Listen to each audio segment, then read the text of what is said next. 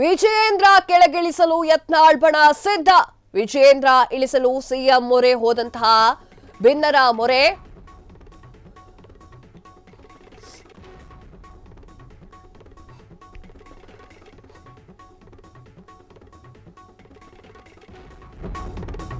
B Y Vijayendra ಅವರನ್ನ ಕೆಳಗಿಳಿಸೇ ನಮ್ಮ ಮುಂದಿನ ನಡೆ ಅಂತ ಹೇಳ್ತಿರುವಂತಹ ಯತ್ನಾಳ್ ಟೀಮ್ ವಿಜಯೇಂದ್ರ ಅವರನ್ನ ಕೆಳಗಿಳಿಸಲು ಹೊಸ ಪ್ಲಾನ್ ಕೂಡ ಮಾಡಿಕೊಂಡಿದೆ. ಬಿವೈ ವಿಜಯೇಂದ್ರ ಮುಂದುವರಿಬೇಕು. ಬಿವೈ ವಿಜಯೇಂದ್ರ ಅವರು ಬಿಎಸ್ ಯಡಿಯೂರಪ್ಪ ಅವರು ಹೊಸ ತಂತ್ರವನ್ನ ರೆಡಿ ಮಾಡಿದ್ದಾರೆ. ಇತ್ತ ಬಿನ್ನರು ವಿಜಯೇಂದ್ರಗೆ ಟಕ್ಕರ್ ಕೊಡಲು ಸಿದ್ಧತೆಯನ್ನ ನಡೆಸಿಕೊಂಡಿದ್ದಾರೆ. ಮಹಾರಾಷ್ಟ್ರ ಸಿಎಂ ಮೊರೆ ಹೋಗಿರುವಂತಹ ಯತ್ನಾಳ್ ಟೀಮ್ ಸಿಎಂ ದೇವೇಂದ್ರ ಫಡ್ನವಿಸ್ ನೆರವನ್ನ ಪಡೆಯಲು ಬಿನ್ನರು ಯತ್ನವನ್ನ ಮಾಡ್ತಾ ಇದ್ದಾರೆ.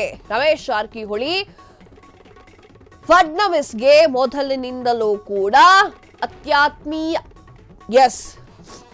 ಬೇದೆ ರಂಪಾಟಕ್ಕೆ ಕೊನೆ ಯಾವಾಗ ಅಂತ ಗೊತ್ತಾಗ್ತಾ ಇಲ್ಲ. ಆದ್ರೆ ಈಗ ಮಹಾರಾಷ್ಟ್ರದ ತುದಿವರೆಗೂ ಕರ್ನಾಟಕದಲ್ಲಿ ಅದರಲ್ಲೂ ಕೂಡ ಬಿಜೆಪಿಯಲ್ಲಿ ನಡೀತಿರುವಂತಹ ಬಣಬಡಿದಾಟ ಕಿತ್ತಾಟ ಎಲ್ಲವೂ ಕೂಡ ಹೊರಗೆ ಬರ್ತಾ ಇದೆ. ಬಿಜೆಪಿ ರಾಜ್ಯಾಧ್ಯಕ್ಷ ವಿಜಯೇಂದ್ರ ಸಂಘಟನಾ ಚತುರ ಅನ್ನುವಂತಹ ವಿಚಾರಗಳನ್ನು ಕೂಡ ಮನದಲ್ಲಿ ಇಟ್ಟುಕೊಂಡಿದ್ದಾರೆ ಯತ್ನಾಳ್ನ ಟೀಮ್.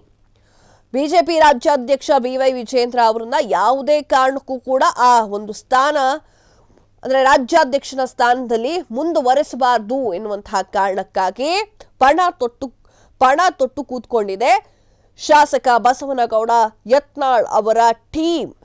ಮಹಾರಾಷ್ಟ್ರದ ಮುಖ್ಯಮಂತ್ರಿ ದೇವೇಂದ್ರ ಅವರ ನೆರವನ್ನ ಪಡೆಯೋದಕ್ಕೆ ಮುಂದಾಗಿದ್ದಾರೆ. ಯತ್ನಾಳ್ ಅವರ ಬಣದ ಪ್ರಭಾವಿ ಅಂತ ಗುರುತಿಸಿಕೊಂಡಿರುವಂತಹ ರಮೇಶ್ ಜಾರಕಿಹೊಳಿ ಅವರು ಅತ್ಯಾತ್ಮೀಯರಾಗಿದ್ದಾರೆ. ಹಿಂದೆ ಕಾಂಗ್ರೆಸ್ ತೊರೆದು ಬಿಜೆಪಿಗೆ ಆಗಮಿಸುವ ವೇಳೆಯಲ್ಲಿ ದೇವೇಂದ್ರ ಅವರ ಒಂದು ನಂಟು ಕೆಲಸ ಮಾಡಿತ್ತು. ಈಗಲೂ ಕೂಡ ಅವರ ಮೂಲಕವೇ ವರಿಷ್ಠರ ಮೇಲೆ ಒತ್ತಡ ಹೇರೋಕೆ ಯತ್ನಾಳ್ ಟೀಮ್ ತಂತ್ರವನ್ನು ಉಪಯೋಗಿಸಿದೆ. ಸ್ವಾಮಿ, ಫಡ್ನವಿಸ್ ತಂತ್ರ ರಾಜ್ಯದಲ್ಲಿ ನಡೆಯುತ್ತಾ? ಹಾಗಾದ್ರೆ ಯತ್ನಾಳ್ ಟೀಮ್ ಹೊಸ ಪ್ಲಾನ್ ವರ್ಕೌಟ್ ಆಗುತ್ತಾ? ಬಿನ್ನರ ಜೊತೆ ಕೈ ಜೋಡಿಸ್ತಾರಾ ದೇವೇಂದ್ರ?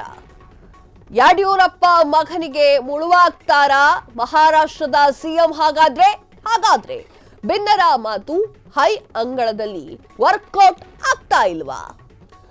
ಹೈಕಮಾಂಡ್ ಕೂಡ ವಿಜಯೇಂದ್ರಗೆ ಬಹುಪರಾಕ್ ಅಂತ ಹೇಳ್ತಾ ಇದೆಯಾ? ವಿಜಯೇಂದ್ರ ಕೆಳಗಿಳಿಸಲು ಇವರಿಂದ ಸಾಧ್ಯನೇ ಆಗ್ತಾ ಇಲ್ವಾ? ಯಾಕಾಗುತ್ತೆ ಹಿಂಗಾಗುತ್ತೆ? ಯಡಿಯೂರಪ್ಪ ಎನ್ನುವಂತಹ ಪ್ರಬಲ ನಾಯಕರು ಹಿಂದೆ ನಿಂತ್ಕೊಂಡು ಆ ಒಂದು ರಥದ ಚುಕ್ಕಾಣಿಯನ್ನ ಹಿಡಿದಿರ್ಬೇಕಾದ್ರೆ ಅಷ್ಟು ಸುಲಭದ ಮಾತಲ್ಲ ವಿಜಯೇಂದ್ರ ಅವರನ್ನ ರಾಜ್ಯಾಧ್ಯಕ್ಷ ಸ್ಥಾನದಿಂದ ಕೆಳಗಿಳಿಸೋಕೆ. ಶತಾಯ ಗತಾಯ ವಿಜಯೇಂದ್ರ ಅವರನ್ನ ಕೆಳಗಿಳಿಸೇ ತೀರ್ತೀನಿ ಅಂತ ಹೇಳಿ ಯತ್ನಾಳ್ ಟೀಮ್ ಬಿಡ್ತಾ ಇಲ್ಲ. ಈಗ ಮಹಾರಾಷ್ಟ್ರದವರೆಗೂ ಕೂಡ ಹೋಗಿದೆ.